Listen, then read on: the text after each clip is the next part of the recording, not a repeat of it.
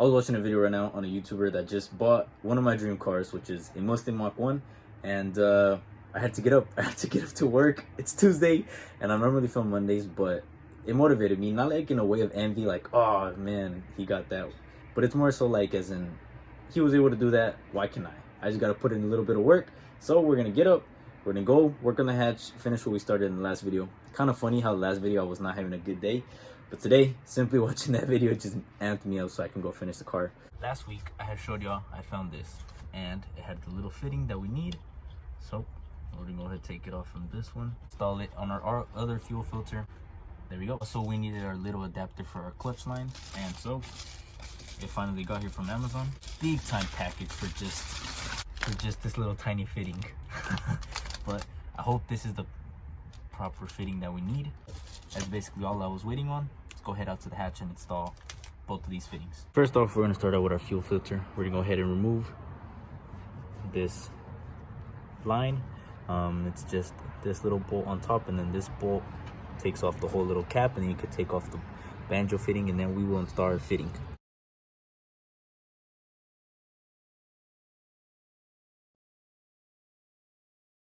We got the whole setup off. It's a 12 mil for the little bolt on top of the bigger nut, and then it's a 17 mil with a breaker bar. That's how I got the whole fitting off, and we're gonna go ahead and install our fitting right on top of that.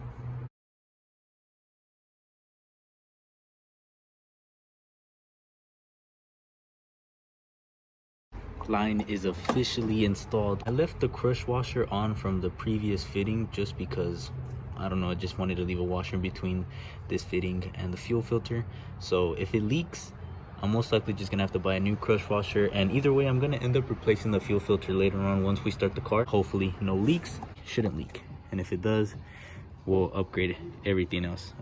I'm pretty sure this is a -6 anyway, so we have somewhat of a start to where I can know what to order in the future. So this is our fitting that we got. We're gonna first start out on our clutch master cylinder to see if this fits. This adapter is slightly longer than our other one, but it should fit as long as the threads go in, and I think it should all work out.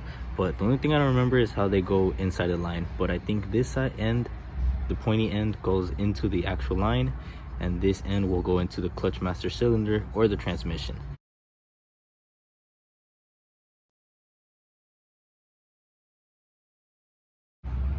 Fitting is officially on. I tied in it as much as I possibly could without, stripping it or going too tight, and so I'm gonna go ahead and try to install the line.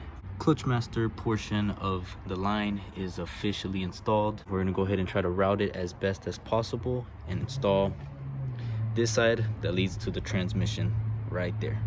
This fitting was a lot harder to install because where I was installing it, it was spinning alongside me trying to spin the fitting into it. And I don't know if this is normal. Please let me know down in the comments if it is, but try your best not to cross thread. I think I was really close to cross threading this part, so nice and easy. Sheesh, the line officially is installed. Still got that little spinning thingy. I don't know if that's normal. We just kind of routed it right here through the harness. That's basically all I wanted to do. Honestly, big step. I feel like it might seem like two simple small fittings, but it definitely made it a lot more simpler on the whole fuel system and the clutch system, even though you probably will have to buy a steel braided line if you want to use that. If not, I don't know what other ways you could do it. I'm sure K-Tune or Hybrid Racing sells some things. But I'm gonna go ahead, rip out the clutch line, old clutch line, and then I'm gonna clean up a little bit and we'll call it for tonight. This little tab right here for the clutch line, in case you guys want to retain it, such as I did, it gives you some play like to the left and right. I don't know if I could show y'all there.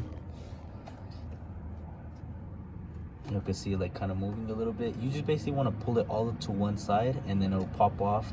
You can pull out the little clutch line and then just push it back in, and it closes.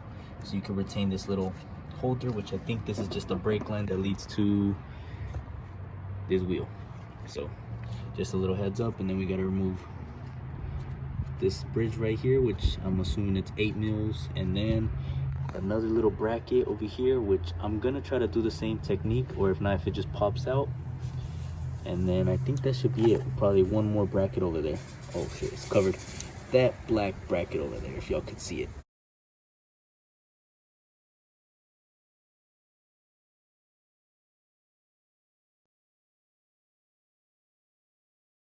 This monstrosity of a clutch line is now out.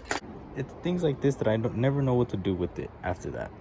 Either recycle it or just toss it in the trash. But even removing that, I feel like it cleans up a lot over here. Even though it's just one simple line, I feel like it did do a lot for it.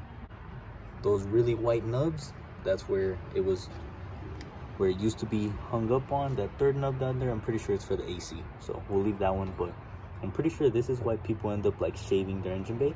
They get rid of little nubs like that that are just sticking out out of nowhere, that have no purpose after you remove, such as the clutch line. Eventually I would love to clean that out, but today is not the day.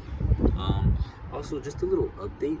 So those bolts down there, I think I'm gonna switch them out with these bolts over here. I never tested it out, but I've seen a couple videos of people using those Allen key bolts and putting them in here because they fit a lot more flush once actually installed. So I think I'm gonna try that, even though I'm a little bit nervous. I don't want anything to shift out the way, so I don't know. I'm still trying to decide, but we might test it out later on. But officially done with today's project, or at least today what I wanted to do. So now I'm gonna go ahead and clean up and officially call it a night.